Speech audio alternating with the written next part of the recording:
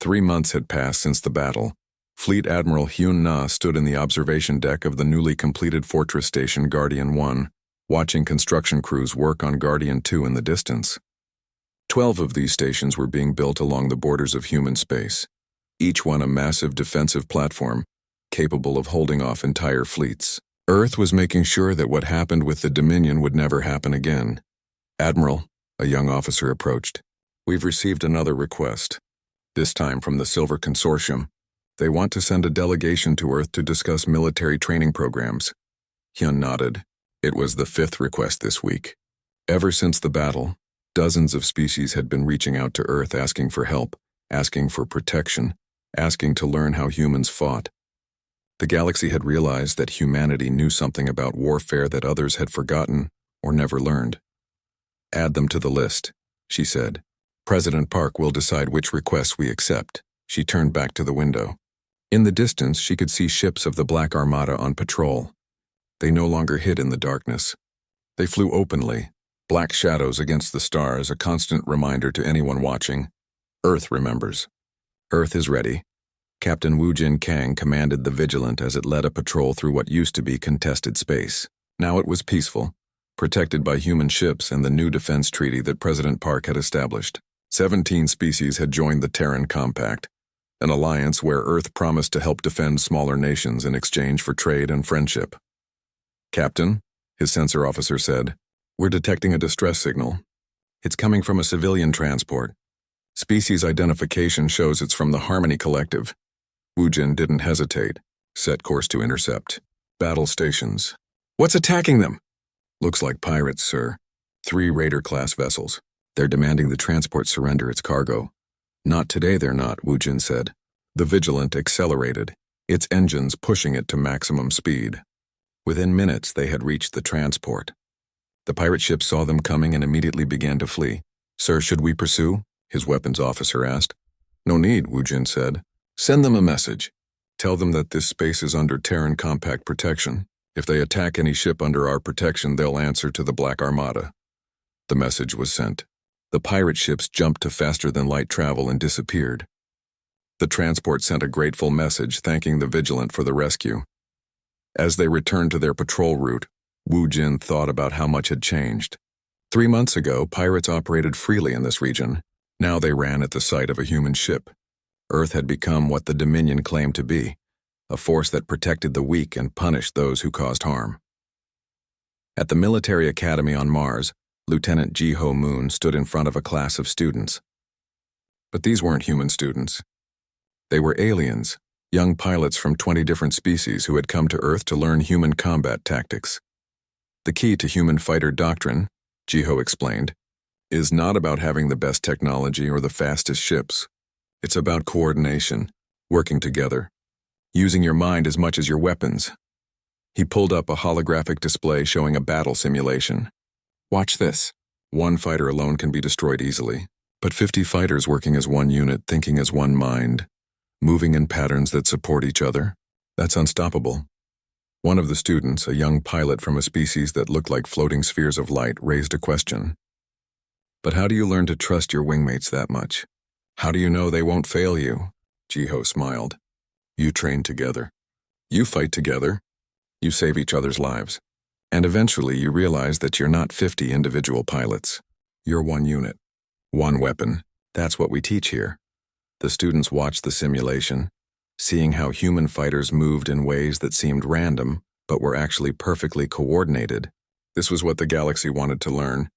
Not just how to build weapons or ships, but how to think like humans did when survival was on the line. In the president's office on Earth, Taeyang Park met with engineer Daewon Lim.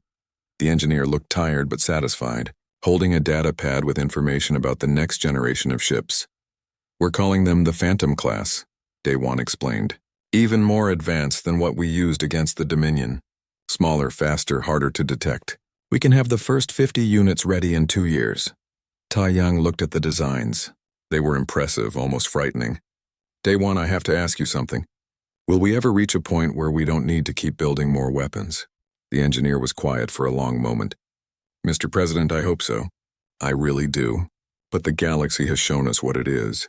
There are empires out there that are bigger than the Dominion, older, more powerful. If they decide Earth is a threat, he trailed off. We can't afford to be weak. Not ever again, Taeyang nodded slowly. I know. But I also want to make sure we don't become what we fought against. We can't let fear turn us into conquerors. That's why you're the president, sir, Day One said with a small smile. You keep us balanced. You remind us why we fight. Dr. Ji Woo-an had left military research and returned to pure science. Her new laboratory focused on developing technology that helped people instead of hurt them. Medical devices, environmental systems for colonies, power sources for civilian use. The skills she had learned building weapons were now being used to build a better future. She received a message from the Harmony Collective. They wanted to collaborate on a project to clean up polluted worlds, using the same dark matter technology that powered human warships. Ji-woo accepted immediately. This was what she had always wanted, to use her knowledge to help others. As she worked on the project, she thought about the cost of what they had built. The Black Armada had saved Earth, but it had also changed humanity. They were no longer the peaceful species that just wanted to explore and learn. Now they were warriors, always ready for the next fight. But maybe that was okay. Maybe the galaxy needed someone who was strong enough to protect the weak, who had the power to stop empires from crushing smaller species. Maybe Earth could be that force for good. Admiral Hana Choi had retired from active military service. She now taught at the Naval Academy, training the next generation of officers. Her daughter, now 12 years old, wanted to follow in her footsteps. Hana wasn't sure how she felt about that. She wanted her daughter to live in a peaceful galaxy, not one where she needed to fight. But she also knew that peace had to be protected. And sometimes the only way to protect it was to be strong enough that others wouldn't dare threaten it. At Facility Obsidian, now no longer a secret, workers continued to build ships. The Black Armada was growing, adding new vessels every month. The facility had become a symbol of human determination, a reminder that humanity would do whatever it took to survive. Captain Sora Bayek commanded the Harbinger on a diplomatic mission to a distant star system. The species there had heard about Earth and wanted to establish relations. As her ship approached their homeworld, Sora could see the fear and respect in their communications. They're treating us like we're an empire, her first officer said. Like we're the Dominion. We're not, Sora replied. But they don't know that yet. It's our job to show them that Earth can be trusted, that we use our strength to protect, not conquer. It was a fine line to walk. Being strong enough to defend themselves but not so threatening that everyone feared them. Being ready for war but working for peace. It would take years, maybe generations, to find that balance. Ambassador Su Jin Han worked tirelessly at the Galactic Council, forming new alliances and trade agreements. The Terran Compact was growing, becoming a real force in galactic politics. Species that had been ignored or bullied by larger empires now had someone to turn to. Earth had become their protector, but Su Jin was careful. She made sure that Earth didn't become what the Dominion had been. They didn't demand tribute. They didn't force others to follow human laws. They offered friendship and protection in exchange for cooperation and respect, President. Taeyang addressed the people of Earth and all the colonies in a broadcast that was sent across human space. 3 months ago, we faced a choice between surrender and survival. We chose survival. We showed the galaxy that humanity would not bow down, would not give up, would not be destroyed. He paused. But now we face a new choice. What kind of species will we be? Will we use our strength to help others? Or will we become the very thing we fought against? He looked directly into the camera. I believe we will choose the right path. We will be strong, yes. We will be ready for war if it comes to us. But we will also be kind. We will be just. We will use our power to protect those who cannot protect themselves. That is the promise Earth makes today. On the bridge of the Harbinger, Captain Sora received a new message. A distress call from an unknown species, under attack by a hostile force in a distant system.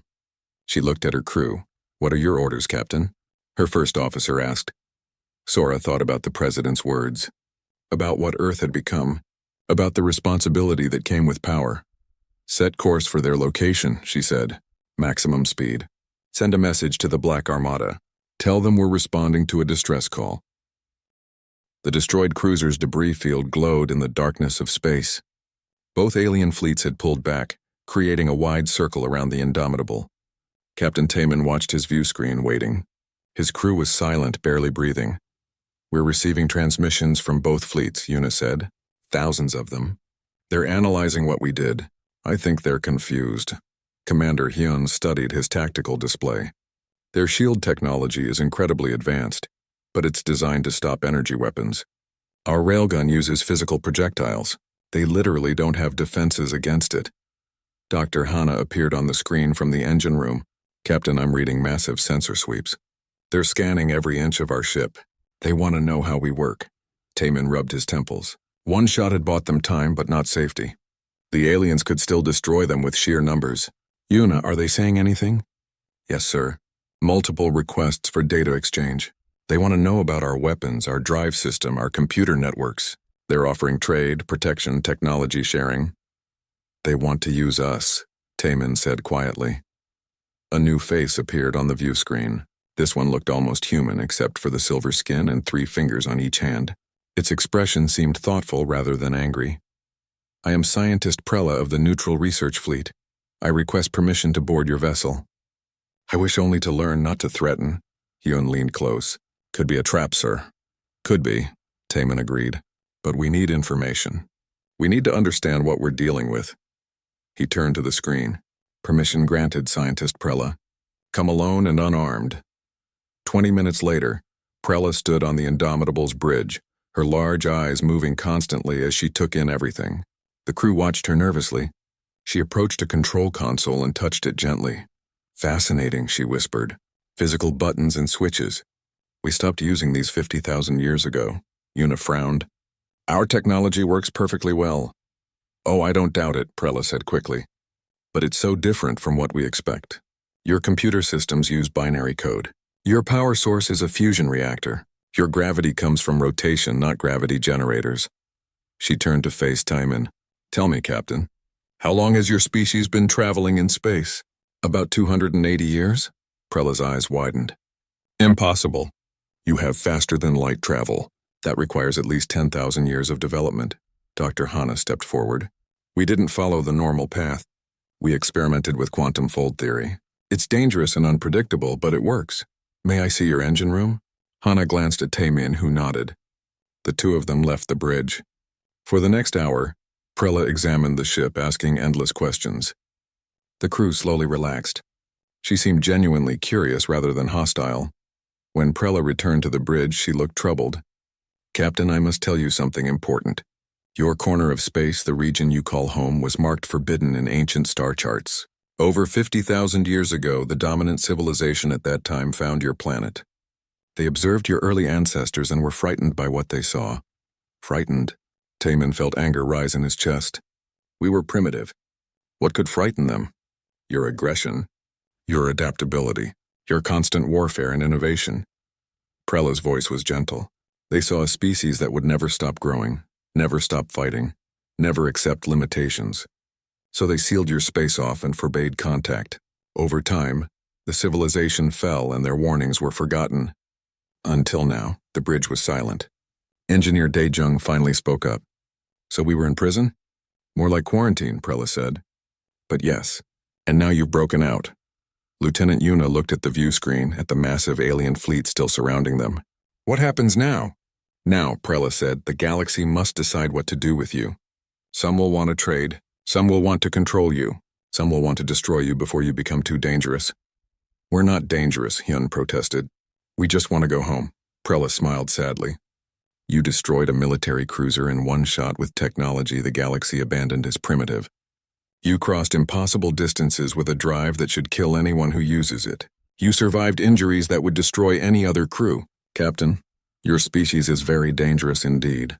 Dangerous because you don't follow the rules the rest of us do." Taman stood and walked to the view screen. Outside, the alien ships waited. "What do you suggest we do?" "Survive," Prella said simply. "Learn everything you can. Make no promises to either the Confederation or the Dominion. And get home as quickly as possible to warn your people. Because whether you want it or not, the galaxy is coming to Earth." Over the next 3 days, the situation around the Indomitable grew more tense. More fleets arrived. Diplomats from dozens of species requested meetings. Trade offers poured in. So did threats. Pilot Jisoo spent her time running simulations. Captain, if we need to run, I can thread us through the fleet formations. But without the FTL drive working, we won't get far. Dae-jung worked constantly in the engine room. I need exotic materials to fix the drive. Stuff we don't have on the ship. The aliens have it, but they won't just give it to us. Yuna studied the diplomatic messages. Sir, most of these offers are traps. They want us to join their side in the war. If we do, the other side will target Earth. Hyun reviewed tactical data Prella had provided. These two fleets have been fighting for 300 years. Same strategies, same technology, same stalemate. They've forgotten how to adapt because they haven't needed to. Taemin listened to it all. His crew was tired, scared, and far from home. The ship was damaged. They were surrounded by forces that could destroy them in seconds. But they were still alive, still thinking, still fighting. We need leverage, he said finally. Something that makes us too valuable to attack and too dangerous to ignore. Dr. Hana looked up from her datapad. The war. They're about to fight a major battle over a place called Voron Station. Both sides have been gathering ships for weeks. Prella told me it could decide the entire war. How does that help us? Yuna asked.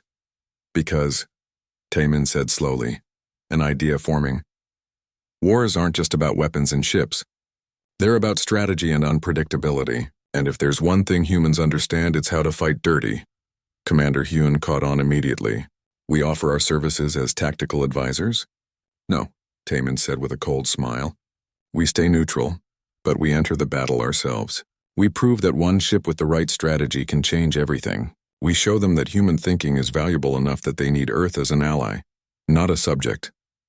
That's insane, Dae-jung said. We barely have weapons left. Our shields are half strength. We're in no condition to fight. Exactly, Taemin said, which makes it even more impressive when we survive. Prella said the galaxy forgot how to really fight. Let's remind them, Jisoo grinned. I like it. Crazy, but I like it. Yuna looked worried. Sir, if we fail, we all die. And Earth will never know what happened. Taemin nodded. Then we don't fail.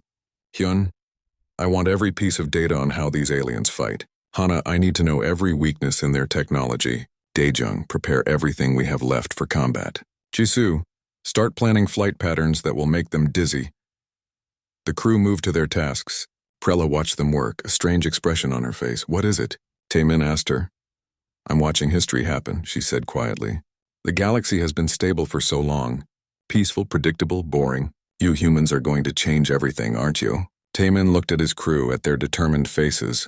We didn't ask to be here, but we're here. And we're going to get home, no matter what it takes. Outside the view screen, the alien fleets continued their preparations for war. None of them knew that the small, damaged Earth ship was about to teach them a lesson they would never forget. Voron Station hung in space like a massive wheel, 3 kilometers across. Thousands of civilian ships docked there, trading goods and refueling. But today, 2 huge war fleets were closing in from opposite directions. The Confederation fleet glowed blue with shield energy. The Dominion fleet pulsed red with charged weapons. The Indomitable sat between them, looking tiny and insignificant. This is a terrible idea, Engineer Dae-jung muttered as he rerouted power systems. We have 2 working railguns, shields at 40% and engines held together with hope and wire. Captain Taemin studied his view screen. How many civilian ships are still on the station? About 3,000, Lieutenant Yuna answered. Families, traders, refugees. Both fleets told them to evacuate, but there's nowhere safe to go. Hyun watched the tactical display. The fleets will be in range in 20 minutes. When they start shooting, the station will be caught in the crossfire. Thousands will die. That was why Taemin had brought them here. The aliens seemed to accept civilian casualties as normal in war. Humans didn't. Earth had fought wars for thousands of years, but even in their darkest moments, there were rules about protecting those who couldn't fight. Open a channel to both fleets, Taemin ordered. 2 faces appeared on split screens. On one side was Ambassador Kelris of the Confederation, her crystal skin gleaming. On the other was War Master Thon of the Dominion, his scales dark with anger. Humans, Thon hissed. Leave this area immediately. This battle does not concern you. Taemin spoke calmly. This battle concerns us because civilians will die. The Indomitable is moving to defend Voron Station's civilian sectors. Any fleet that fires on non-combatants will be engaged. Both aliens stared at him. Then they started laughing. You? Kelris said. One damaged ship will stop 2 war fleets? You understand nothing of military strategy, Thawne added. Your vessel will be destroyed in seconds. Maybe, Taemin agreed, but not before we take out several of your command ships. We've proven our weapons work. Are you willing to bet we can't do serious damage before we fall? The laughter stopped. Thawne's eyes narrowed. You would not dare. Watch us. Taemin cut the transmission. Hyun turned his chair. Sir, they're not backing down. Both fleets are continuing their approach. I know. They think we're bluffing. Taemin activated ship-wide communications. All hands, battle stations. Remember the plan. We're not here to win. We're here to survive and protect those civilians. Dr. Hana's voice came from engineering. Captain, I've set up the FTL drive for micro-jumps. 3-second bursts maximum. After each jump, we'll need 2 minutes to recharge. And it's going to hurt the ship every time we do it. Understood. Jisoo, are you ready? Pilot Jisoo cracked her knuckles. Born ready, sir. These aliens fly in pretty formations. We're going to fly like we're insane. The first shots lit up space. Blue energy beams from the Confederation met red plasma burst from the Dominion. The 2 fleets opened fire on each other. Thousands of weapons creating a deadly light show. Foreign stations' shields activated, but they wouldn't last long. Here we go, Taemin said quietly. Execute Plan Chaos. Jisoo pushed the Indomitable forward at full speed. But instead of heading toward the main battle, she angled down and around. Using the station as cover, the human ship was small enough to hide behind the civilian docking arms. Confederation cruiser breaking formation, Hyun reported. Moving to intercept us. Let it come, Taemin said. Wait until it's close. The massive alien ship loomed on the view screen, easily 50 times the Indomitable's size. Its weapons charged, preparing to fire. At this range, the humans would be vaporized. Now, Taemin shouted. Dae-jung activated the electromagnetic pulse mines they'd prepared. Small devices shot out from the Indomitable's hull and exploded in bursts of invisible energy. The alien ship's computers fried instantly. Its weapons went dark. Its engines stopped. Jump, Taemin ordered. The ship screamed as Dr. Hana activated the damaged FTL drive. For 3 seconds, the Indomitable vanished from normal space. When it reappeared, it was behind the disabled cruiser pointing at the Confederation's command carrier. Hyun fired both railguns. The tungsten rods crossed the distance in a heartbeat. The first one destroyed a shield generator. The second one hit the carrier's communication array, crippling it. Jump again. The ship shook violently. Warning lights flashed across every console, but they disappeared before the Confederation could return fire, reappearing near a Dominion destroyer. For the next hour, the Indomitable fought like nothing the galaxy had ever seen. They didn't try to destroy ships.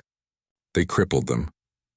Disabled command systems, destroyed communication relays, created chaos in neat formations. Jisoo flew like a pilot possessed, using maneuvers that would kill a person if not for the crew's acceleration seats. She dove under capital ships, skimmed along destroyer hulls, and used debris as cover. The aliens tried to track her, but their targeting computers couldn't predict human flying. Dominion fleet trying to flank the station, Hyun warned. EMP mines in their path, Taemin ordered. Jisoo, take us through their formation. Through, sir? You mean around? I mean through. They won't expect it. Jisoo grinned and pushed the engines. The Indomitable accelerated directly towards 6 massive warships. The aliens didn't fire, assuming the humans would turn away. They were wrong. At the last second, Jisoo rolled the ship 90 degrees and flew through the narrow gap between 2 destroyers. The mines she dropped exploded behind them, catching 3 ships in the electromagnetic pulse. Their fleet coordination is breaking down, Hyun said with satisfaction. We've hit 15 command ships. They can't maintain formation anymore. But the Indomitable was suffering too. Hull breaches on 4 decks. Shields down to 12%. 1 railgun completely destroyed. The reactor running dangerously hot, Captain. Dae-jung's voice was strained. We can't keep this up. The ship is falling apart. A massive explosion lit up space. One of the Confederation carriers had been destroyed by Dominion fire. Debris rained across the battlefield. Thousands of aliens dead in an instant. Yuna gasped. Sir, both fleets are breaking off. They're retreating. Taemin could hardly believe it. Confirm that. Confirmed. The battle is ending. It's a draw. On the view screen, the 2 fleets pulled back to defensive positions. They'd been fighting for hours but gained nothing. The presence of one small human ship had made their carefully planned battle impossible to execute. Ambassador Kelris appeared on screen, her crystalline face showing what might have been respect. "Captain Tamin, you have surprised us. We request a ceasefire and negotiations." War Master Thon appeared as well, looking furious. "Your tactics are dishonorable. Chaos is not strategy." "Chaos is exactly strategy," Tamin replied tiredly.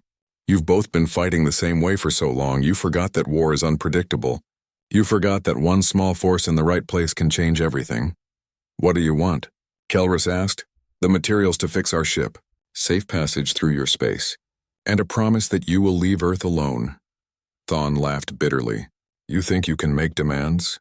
"We just forced a draw in your decisive battle," Hyun pointed out. "With one damaged ship. Imagine what Earth's full fleet could do if we wanted to interfere in your war." That made both aliens pause. They looked at each other across the transmission, and Taemin could see the calculation in their eyes. One human ship had changed their war. What could hundreds do? What could thousands do? "We will consider your terms," Kelris said finally. "But Captain, you have made enemies today." "And friends?" Taemin asked. "Perhaps. Time will tell." The transmissions ended. The Indomitable limped back toward Voron Station, trailing debris and smoke. Inside, the crew collapsed at their stations, exhausted but alive. Jisoo laughed weakly. "Did we really just do that?" "We did," Taemin said. "We proved that humans can hold their own in a galactic war. Now we need to get home and warn Earth before these fleets decide to come after us." Dr. Hana appeared on screen, her face covered in soot. "Captain, I've got good news and bad news. Good news is we survived. Bad news is I found something in the drive system. The accident that brought us here wasn't random. Someone sabotaged our jump calculations." Taemin felt ice in his stomach. "What?" "The sabotage came from Earth. Someone wanted us to end up in the middle of this war. Someone wanted first contact to happen this way." Commander Hyun stood slowly. "That means someone on Earth knew about the aliens, knew about this region of space, and threw us to the wolves on purpose." Yuna's hands shook as she checked her console. "Sir, I'm picking up encrypted transmissions. Multiple alien scout ships just left both fleets. They're heading in the direction of Earth." The victory suddenly felt hollow. They'd won the battle, but something much bigger was happening. Someone had betrayed them. And now the galaxy knew Earth existed. Captain Taemin looked at his exhausted crew. "Get this ship repaired as fast as possible. We're going home and we're not stopping for anything. Earth needs to know what's coming." Outside in the darkness between stars, alien ships began their long journey to a small blue planet that had just announced its presence to the universe in the most dramatic way possible. Scientist Prella arrived on the Indomitable in the middle of the night cycle, her face grave. She carried a data device that glowed with strange symbols. Captain Taemin met her in his ready room, along with Commander Hyun and Dr. Hannah. "You need to see this," Prella said without greeting. She activated the device and holographic text appeared in the air. "I've been searching the ancient archives, looking for information about Earth." "What did you find?" Taemin asked, a warning. 50,000 years old but still in the database. Prella's fingers moved through the text. "Your solar system wasn't just marked as forbidden. It was quarantined deliberately. The old empire detected your planet when your ancestors were still primitive. They watched you develop." Hana leaned forward. "Why would they quarantine us?" "Because your species terrified them." Prella found a specific passage and highlighted it. "Listen to this. The species on the third planet shows unprecedented aggression and adaptability. In 10,000 planetary orbits of observation, they have never stopped fighting each other. Yet they also create art, music, and philosophy between wars. They develop technology at impossible speeds. They refuse to accept natural limitations. Recommendation: seal the sector and never make contact. If this species reaches space, they will reshape the galaxy." The room was silent. Taemin felt a strange mix of pride and horror. They saw humans as a threat. "The greatest threat they'd ever encountered," Prella confirmed.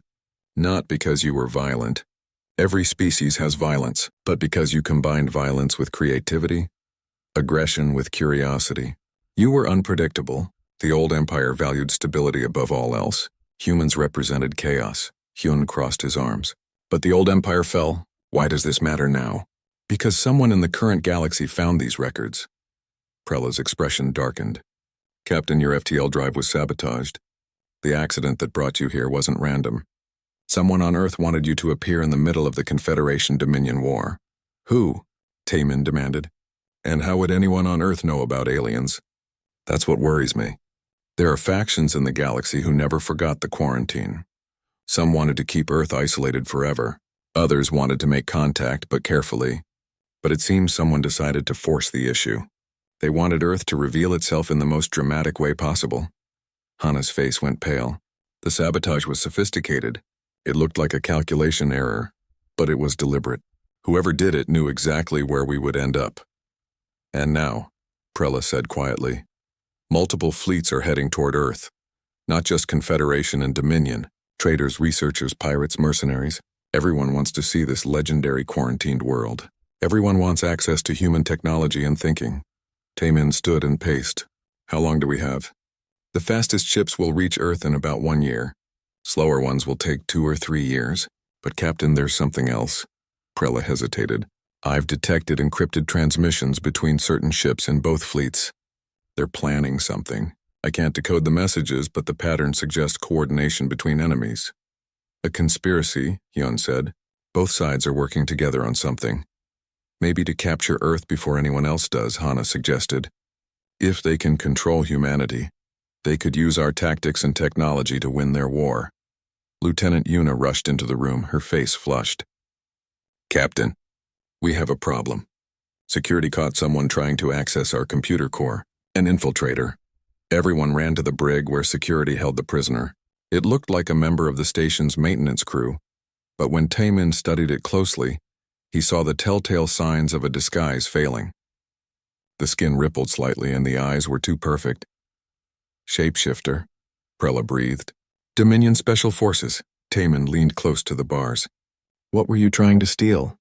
The alien said nothing, but its eyes showed hatred. Yuna stepped forward. Sir, we found what it was accessing. Navigational data. Star charts showing Earth's location. It was transmitting coordinates. To who? Multiple receivers. The signal was bouncing across relay stations. It could be going anywhere in the galaxy. Taemin felt cold fury building. So now everyone knows where Earth is. Not just that, Hyun said, studying a datapad. It also copied our tactical database. Everything about how we fight, how we think, our strategies. Whoever sent this infiltrator now knows our weaknesses. Prella pulled Taemin aside. Captain, you need to leave immediately.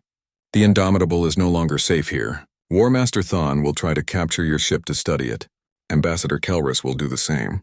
Every faction wants what you have. Our FTL drive isn't fully repaired, Hana protested. Then repair it faster. You have maybe 2 days before multiple fleets converge here. Everyone is pretending to negotiate, but really they're positioning for an attack. Engineer Daejung joined them, wiping oil from his hands. I need specific exotic materials to fix the drive. Stuff that's only found in this region. Without it, we can maybe jump halfway home. Then we'd be stranded in deep space. Make a list, Taemin ordered. Everything you need. We'll steal it if we have to. Over the next day, the crew worked frantically. Jisoo practiced emergency escape routes. Hyun studied fleet positions and found weaknesses. Yuna sent an encrypted message toward Earth, warning them about what was coming. She had no way to know if it would arrive in time. Daejung and Hana worked together in engineering, installing new components they'd traded for or secretly acquired from the station.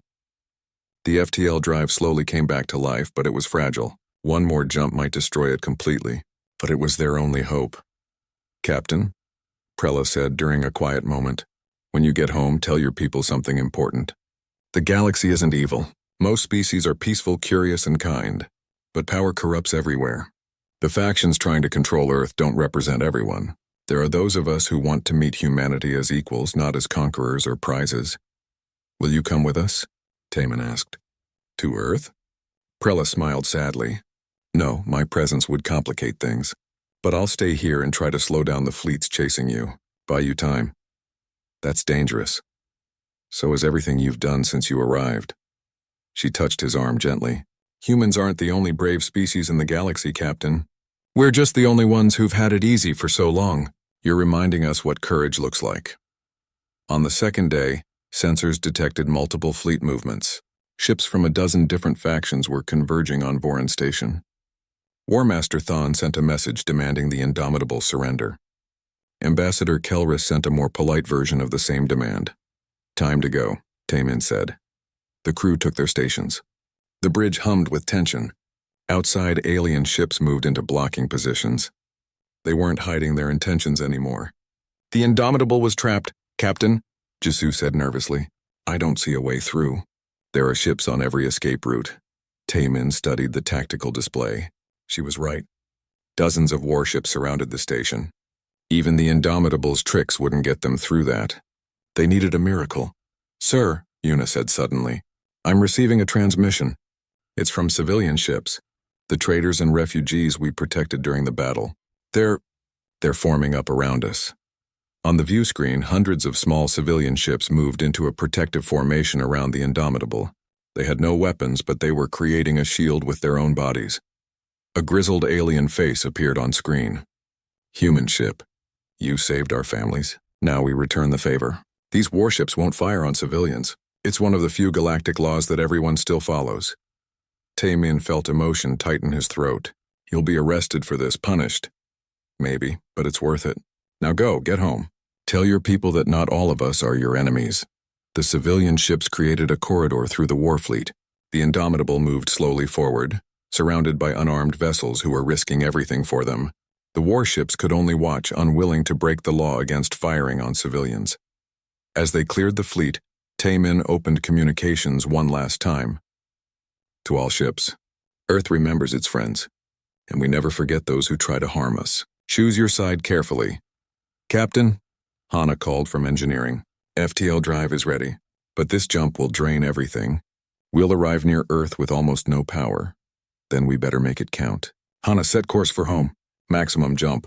The ship began to shake as the drive charged. Through the view screen, Taemin saw the civilian ships moving away, clearing space for the jump.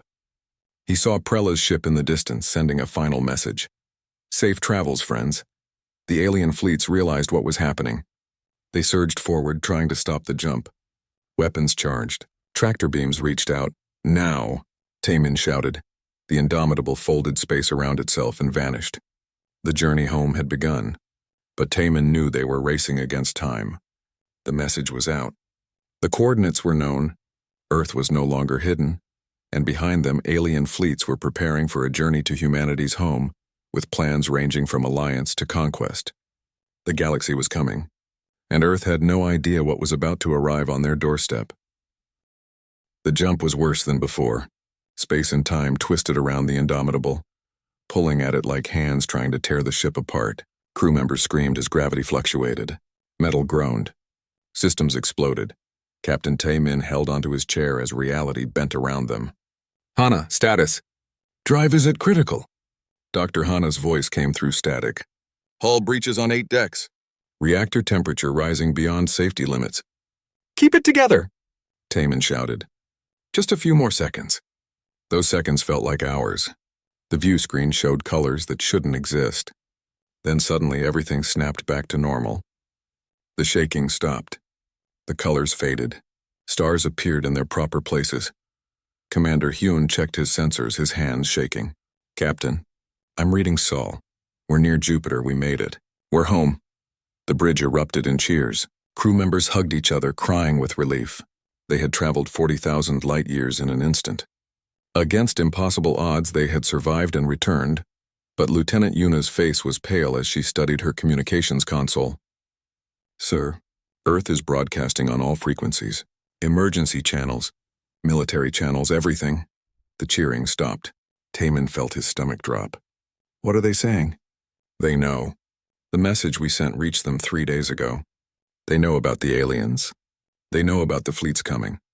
And sir," she paused, her voice breaking, "they detected multiple ships approaching the solar system. The aliens are already here." Through the view screen, Taemin saw something that made his heart soar and ache at the same time. Earth space was no longer empty. Hundreds of ships filled the orbit around Earth and Mars. Defense stations surrounded the moon. Weapon platforms covered the asteroid belt. Humanity had built an armada in less than a year. "Captain Taemin of the Indomitable," a voice came through communications. "This is Admiral Sung of Earth Defense Command. Welcome home. Please proceed to Luna Station for immediate debriefing." The Indomitable limped toward the moon, escorted by a dozen Earth ships. They were smaller than the Indomitable, faster, built with what humanity had learned from the wreckage and data the crew had sent home. Taman felt pride seeing them. Luna Station was massive, clearly built in a hurry but impressive nonetheless. As the Indomitable docked, medical teams rushed aboard to help the injured. Engineers swarmed the ship to study it, and soldiers escorted the crew to a conference room where Earth's leaders waited. Admiral Sung was an older woman with hard eyes and gray hair. She stood as Taman entered. "Captain, your warning saved us. When your message arrived, we had 11 months to prepare. We've used every second. What's the situation?" Taman asked. Sung activated a holographic display. It showed the solar system with multiple red dots approaching from different directions. 7 alien fleets detected so far. The first one arrives in 4 days. We don't know if they're friendly or hostile. "Assume hostile," Commander Hyun said. "At least some of them will be." A politician stepped forward. "Captain, you need to tell us everything. Every species you met, their weapons, their weaknesses, their politics." For 6 hours, Taman and his crew briefed Earth's leaders. They explained the Confederation and Dominion War. They described alien technology and how it differed from human designs. They talked about the quarantine, the ancient warnings, and the factions who wanted to control or destroy Earth. Dr. Hana shared technical data about alien shields and why railguns worked so well against them. Pilot Jisoo explained their combat tactics. Engineer Daejung showed them how to build better FTL drives using what they'd learned. When they finished, the room was silent. Finally, Admiral Sung spoke. "So the galaxy sees us as either a prize to capture or a threat to eliminate." "Yes," Taman said bluntly. "But there are good people out there too. Species who want to meet us as equals. We just need to survive long enough to find them."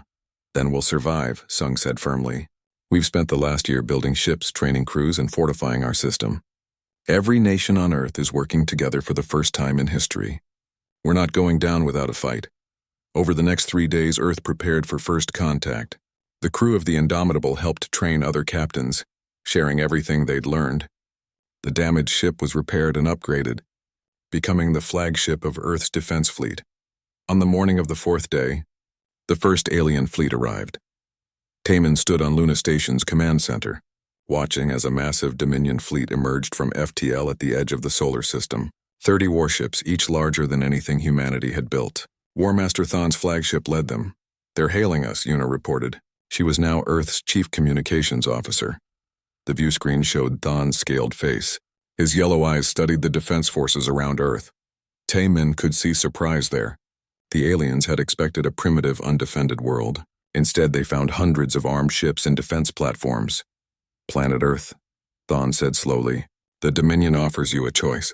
Join us, share your technology, and we will protect you from the Confederation. Refuse and we will take what we want by force."